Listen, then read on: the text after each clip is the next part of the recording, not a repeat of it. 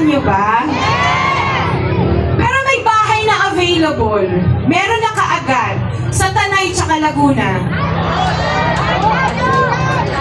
O, di ba?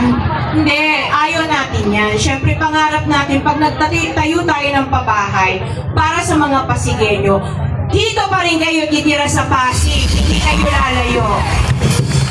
Unang-una, di ba, ang trabaho nandito, ang negosyo nyo nandito, at higit sa lahat, ang pamilya nyo nandito. Kasi pag lehitimo kayong Pasigueño, magkakamag-anak tayo.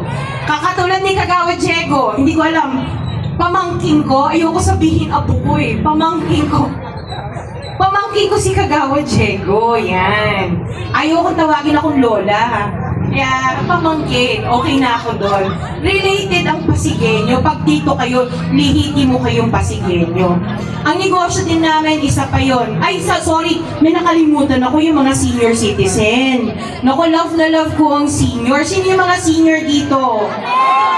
Siyempre, di ba, sabi ng nanay at tatay ko, asawa marami kang makukuha, pero ang magulang, iisa lang yan. Kaya dapat mahalin. No, kaya ang pangarap namin, isa sa mga pangarap namin para sa mga senior, i-deliver ang mga maintenance nyo sa bawat bahay nyo. Hindi nyo na kailangang pumila sa mga health center. Nagagawa ba yun?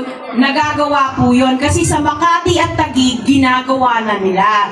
Hindi naman masamang gumaya, di ba? Basta maihatid yung serbisyo sa bawat Pasigueño.